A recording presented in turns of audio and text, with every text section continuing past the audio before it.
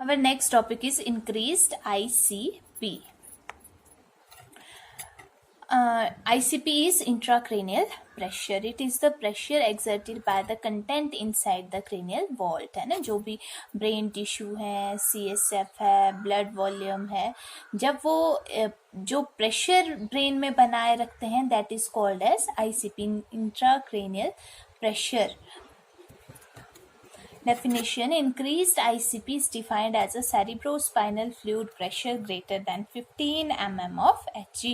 जब CSF का pressure 15 mm Hg से ज़्यादा हो जाए, that condition is called as increased ICP. Then the causes of increased ICP. Causes include, अगर इनमें से किसी का भी जो जैसे ब्रेन टिश्यू है, ब्लड वॉल्यूम है, ठीक है, इनमें से किसी का भी अगर जो क्वांटिटी है वो इंक्रीज हो जाए, विच में लीड टू इंक्रीज ICP, है ना. ब्रेन में जो वॉल्यूम है वो बढ़ जाएगा, such as infection, any type of brain infection such as meningitis, encephalitis, inflammation की वजह से फ्लूइड एक्यूमुलेशन हो जाएगी, there will be the leakage of the fluid, है ना. इन्फ्लामेटरी चेंजेस होंगे. ट्यूमर में भी क्या है, एबनॉर्मल ग्रोथ हो जाएगी टिश्यूज की, तो विच में lead to increased ICP. Stroke is also called as CVA, cerebrovascular accident अगर हो गया है ना, हैमरेज हो सकती है, रप्चर हो सकती है वेन्स, विच में lead to this condition. Aneurysm, जैसे कि यहाँ शो किया गया, this is aneurysm. It is the bulging from the blood vessel, sac like structure bulge हो जाएगा, तो there may be the chances of the rupture, क्योंकि अगर ये जो ब्लड वेसल है ये बल्ज हो गई तो ये यहाँ से इसकी जो वॉल्स हैं वो थिन हो जाएंगी, so it is more prone to rupture. After that epilepsy अगर है, नर्व इम्पल्सिस की जनरेशन बहुत ज़्यादा स्पीड से हो रही है. सीजर्स, हाइड्रोसिफेलस में क्या है, fluid accumulation in the brain. Hypertensive brain injury, जैसे कि स्ट्रोक है, stroke is also hypertensive brain injury, है ना. हाइपरटेंशन की वजह से क्या होगा, ब्लड वेसल्स रप्चर हो जाएंगी, ब्रेन इंजरी हो जाएगी. Hypoxemia, it is the lack of oxygen in the blood, अगर मेनिंजाइटिस है सच एज इन्फेक्शन. तो these are the causes of increased ICP. After that, the pathophysiology. Due to etiological factor, component of ICP is disturbed. जैसे कि brain tissue, CSF, blood volume, इनमें क्या हो जाएगी, disturbance हो जाएगी. अगर एक का वॉल्यूम भी, ब्लड का वॉल्यूम इंक्रीज हो रहा है ना, तो क्या है, उससे ब्रेन में डिस्टर्बेंस हो जाएगी, क्योंकि हर एक जो ब्रेन कंपोनेंट है उसकी अपनी ही एक पर्टिकुलर क्वांटिटी है. तो an increase in the volume of any one component, अगर एक भी वॉल्यूम ज्यादा हो गया तो दूसरे का वॉल्यूम क्या हो जाएगा, कम हो जाएगा. Must be accompanied by a reciprocal decrease in one of the other component, है ना. एक कंपोनेंट इंक्रीज हुआ तो दूसरा कंपोनेंट ऑटोमेटिकली डिक्रीज हो जाएगा, तो उस वजह से क्या हो जाएगा, ब्रेन कंपोनेंट्स में इम्बैलेंस हो जाएगा. When this volume pressure relationship become unbalanced, ICP increases. After that, the clinical manifestation include headache.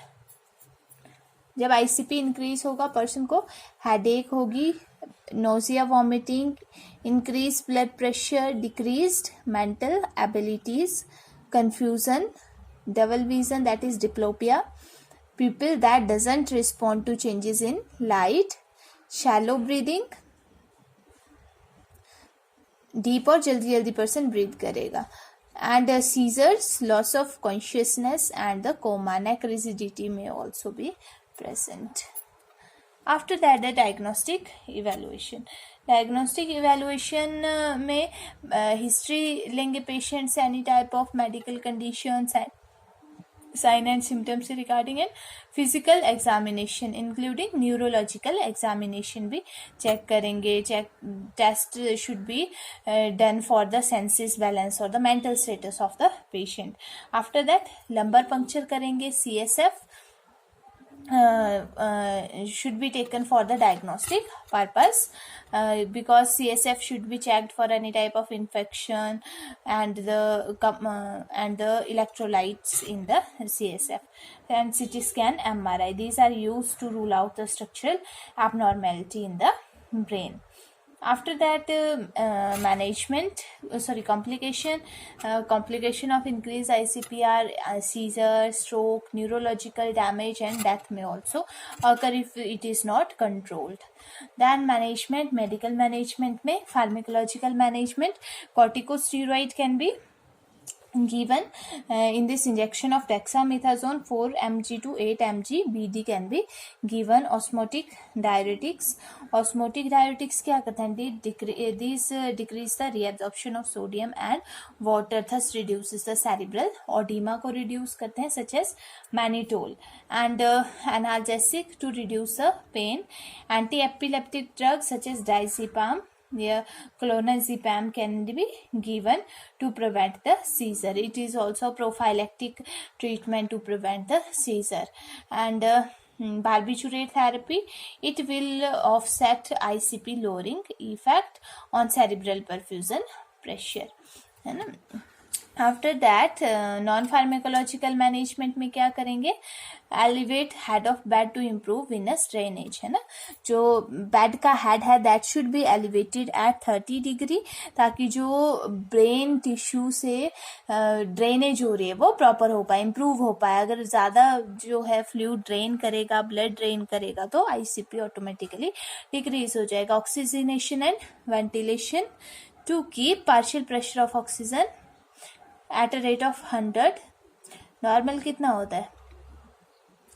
95 to 100 है ना, तो उसको मेंटेन करना है. Partial pressure of carbon dioxide between 30 to 35. Sorry, that is oxygen saturation. Partial pressure is between 80 to 100.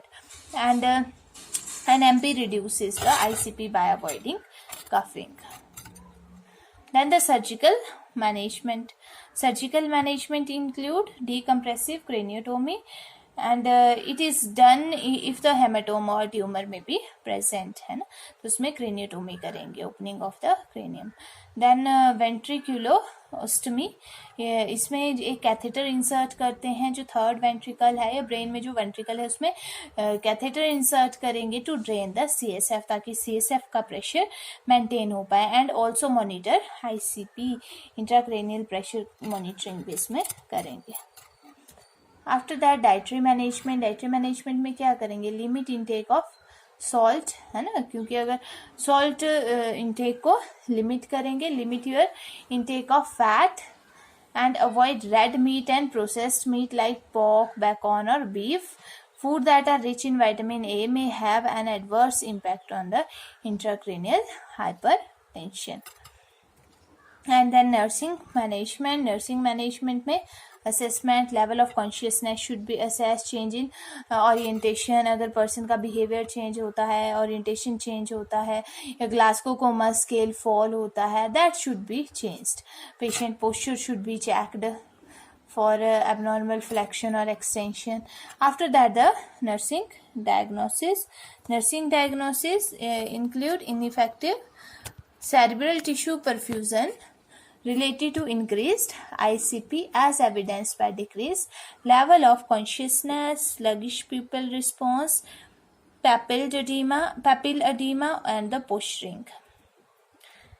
And then risk of ineffective breathing pattern and ineffective airway clearance related to diminished level of consciousness and herniation of brainstem secondary to increased ICP. Risk of infection related to impaired skin and tissue integrity secondary to surgery and invasive diagnostic or monitoring procedure or original head injury. And the risk of impaired skin integrity related to low capillary blood flow secondary to pressure and inactivity. This is all about the topic.